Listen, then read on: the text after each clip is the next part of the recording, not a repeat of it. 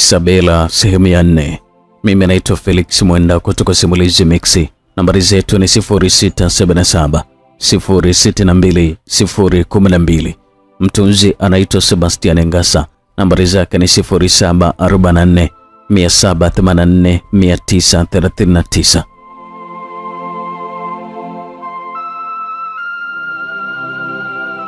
Sehemu ya 3 tulisha pale ambapo tulikuwa tumeshafika nyumbani kwa dada yake na Elsie.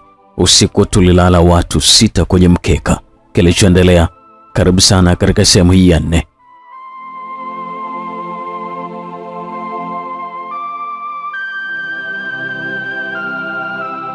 Pamoja na kwamba nilikuwa nimetoka katika familia ya kimasikini, lakini nilikuwa sijawahi kabisa kulala chini tena kwenye mkeka kama vile, lakini kanibidi tu kuvumilia, maana sikuwa na namna nyingine, ukizingatia sikuwa na ndugu au rafiki yoyote ndani ya Dar es Salaam. Nikavumilia tu. Kutokana na uchovu wa safari, haikunichukua muda mrefu, nilipitiwa na usingizi mzito sana. Kwangu mimi kuota ndoto ilikuwa ni kitu ambacho sijazoea kabisa. Inaweza kupita hata miaka na miaka sijawahi kuota ndoto ya aina yoyote ile. Nilikuwa sijawahi kabisa kuota ndoto, lakini siku hiyo ilikuwa ni tofauti kabisa, kwa sababu niliota ndoto nzuri sana. Na si mwingine aliyehusika katika ndoto yangu, alikuwa ni Cedric. Nilimuota siku ile. Niliota nikiwa darasani chuoni IFM, na nilikutana na Cedric huko pia, na yeye pia akiwa na mwanafunzi wa IFM, Isabela. Siamini kabisa kama nimekuona kwa mara nyingine tena. Alivuta pumzi na kisha kuendelea kuzungumza. Nimekutafuta sana bila mafanikio, lakini leo Mungu katukutanisha kwa mara nyingine tena. Samahani sana Cedric. Sikufanya makusudi kutokukutafuta. Nilipatwa na matatizo. Nini tatizo tena Isabela? Unajua mwanamke kama upaswi kuwa na matatizo ni dhambi kwa Mungu. Nilitabasamu tu mara baada ya maneno ya Cedric, na nilikumbuka maneno ya mama yangu kabla ya kuja Dar es Salaam kuhusu wanaume wa daa na maneno yao matamu kama asali. Nilikumbuka vyema kabisa. Sio masiara Cedric. Siku ile tulioachana tu pale Ubongo niliibiwa kila kitu. Yaani hapa kwenye naishi kwa neema tu ya Mungu. Machozi taratibu alianza kunitiririka kwenye mashavu yangu mara baada ya kuzungumza vile. Pole sana Isabela. Sikujua kabisa kama ulipata na matatizo kama hayo. Dar es Salaam inakubidi kwa makini sana, maana jiji ni zuri sana, lakini watu wake si wazuri kama vile ambavyo unadhani. Cedric aliendelea kunibembeleza huku akiwa anachezea nywele zangu. Kiukweli nilikuwa nahisi msisimko wa hatari sana kuona niko katika dunia nyingine kabisa. Mawazo na matatizo yote niliyokuwa nayo kwa muda ule nilikuwa nimeyasahau kabisa. Isabela, leo sijatembea na business card yangu, lakini naomba uchukue hii pesa kidogo, itakusaidia. Lakini pia andika nambari yangu. Hakikisha wananitafuta. Nina mazungumzo muhimu sana na wewe. Alivuta pumzi kidogo na kuanza kutaja nambari zake, lakini kabla hajamaliza kutaja, nilishtuka kutoka kwenye usingizi mara baada ya kuhisi maji kwenye mwili wangu. Nilishtuka, kumbe nilikuwa naota. Ulikuwa na mkojo wa mtoto niliyekuwa nimelala naye pale kwenye mkeka. Nilikasirika sana kwa sababu msaada uligeuka kuwa mateso kwangu. Sikuweza kulala tena mara baada ya hapo hadi kulipopambazuka. Maisha yaliendelea kama kawaida. Mama Kevin na mume wake walikuwa wanaelekea kwenye shughuli zao. Mama Kevin alikuwa na kibanda cha mboga pale Mbagala sokoni, na huku mume wake pia alikuwa anafundi ujenzi. Nyumbani tulibaki na Elsie. Hakukuwa na chakula, kwa hivyo tulishindia tu uji, tena uji usiokuwa na sukari. Napo ikatubidi hadi usiku kusubiri chakula. Kwa kweli ilikuwa ni siku ya kwanza tu, lakini tayari nilikuwa nimeshachoka maisha ya Dar es Salaam.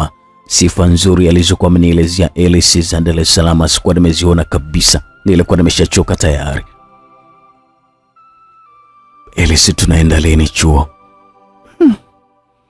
Rafiki yangu, inabidi kwanza tupumzike, au wewe hujachoka na safari? Ni kweli Elsie, lakini naona tungefika hata chuoni tu tuone mazingira na kujua taratibu za kujisajili kuliko kuendelea kukaa nyumbani tu. Kama kupumzika tumeshapumzika tayari. Na unavyopenda shule wewe. Haya mama, nimekuelewa. Basi kesho tutaenda. Asante sana kwa kunielewa rafiki yangu. Ilikuwa ni lazima kulazimisha, kwa sababu maisha ya pale kwa dada yake Elise yalikuwa yameshanishinda kabisa. Kwa hivyo ilikuwa ni heri kukamilisha usajili mapema ili tu nihamie hosteli za ndani za chuo, kwa sababu mimi nilikuwa na faida ya kusomeshwa na serikali. Elise alienda ndani kujipumzisha kwa sababu bado alikuwa anahisi uchovu. Binafsi nilikuwa sihitaji kabisa kulala, kwa sababu niliona ni kama najiongezea tu uchovu. Sikuzoea kabisa kulala chini. Nikiwa nje peke yangu nilikumbuka ndoto niliyokuwa nimeiota. Katika moyo wangu nilitamani sana kumfahamu Cedric kwa undani, kwa sababu hali kama ile haikuwahi kabisa kunitokea kwa mwanaume mwingine yeyote ule.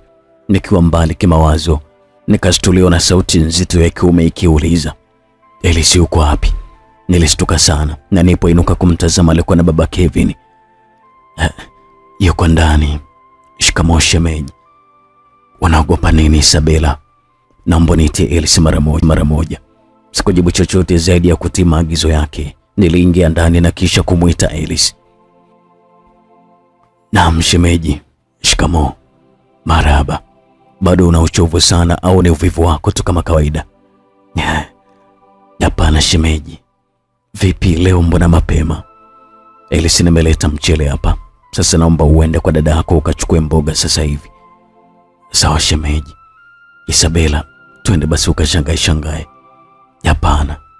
Wewe nenda tu mwenyewe, mwache mwenzako apumzike. Hapana shemeji. Naweza tu hata kwenda naye. Haina shida. Ilibidi tu niongee kwa sababu sikuhitaji kubaki mwenyewe. Isabela, mtachelewa mkienda wote. Kama kutembea jioni mtaenda kutembea, lakini kwa sasa Elise, naomba ufuate mboga haraka. Shemeji alizungumza bila kupepesa macho, na saa hii ilikuwa ni kama amri. Ilibidi nikubaliane tu na hali halisi. Nikabaki na Elise alielekea gengeni kwa dada yake kuchukua mboga. Muda wote baba Kevin alimwangalia Elise hadi alipohakikisha amepotea kwenye upeo wa macho yake. Ili kuhakikisha kama kweli ameenda, alisimama na kwenda kumchungulia kama anarudi. Alipohakikisha hali ya hewa iko shwari, hakuna mtu yoyote, alirejea kuketi. Binafsi sikuwa na maongezi naye ya aina yoyote yale, na wala sikuwa nimemzoea kabisa. Kwanza nilimuogopa. Sura yake tu ilikuwa inatisha, unaweza kudhani kwamba alikuwa ni sokwe mtu akikuangalia usoni. Nilisimama kwa ajili ya kwenda ndani, lakini kabla sijamaliza baba Kevin alizungumza. Isabela, unaenda wapi? Na mimi nimekuja kwa ajili yako hapa. Alizungumza huku akiwa na tabasamu na kunishika mkono wangu huku akiwa anauchezea. Niliogopa sana hali ile. Niliotoa mkono wangu kwa nguvu na kumwambia, samahani, naenda kuandaa chakula cha mchana. Mrembo kama wewe upaswi kabisa kupikia kuni. Utaharibu rangi nzuri ya ngozi yako. Naomba ukae hapa. Swala la kupika mwachie Elise na dada yake, ndio wamezoea kazi hiyo. Hapana baba, mimi pia nimezoea. Isabela,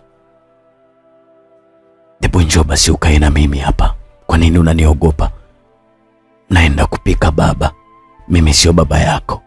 Naomba usiniite hilo jina tena. Unamkosea heshima baba yako mzazi uliyomwacha Singida. Mimi nakuhitaji wewe Isabela. Kauli hii iliniogopesha zaidi. Alikuwa ni mtu mzima sana. Yaani miaka yake ilikuwa si chini ya miaka 65, lakini hakuogopa kabisa kunitaka mimi kama mpenzi wake. Nilifadhaika sana katika moyo wangu, japo haikuwa mara yangu ya kwanza, kwa sababu wanaume wengi walikuwa wakiniona tu ni lazima watanifuata na maneno yao mazuri. Lakini kwa mtu mzima kama baba Kevin ilikuwa ni mara yangu ya kwanza kabisa. Sikuweza kujibu chochote. Nilibaki nikiwa nimeangalia chini huko nilikuwa naendelea kutafakari. Baba Kevin alivyoona nimekuwa kimya, ikambidi asimame na kuanza kunisogelea. Sikuwa tayari kabisa kupoteza usichana wangu kwa mzee kama yule. Nilikimbia na kosa nilokuwa nimelifanya na kukimbilia ndani. Baba Kevin alitabasamu na kisha kunifuata.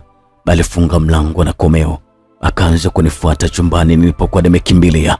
Kilichoendelea, karibu sana katika sehemu ijayo. Mimi naitwa Felix.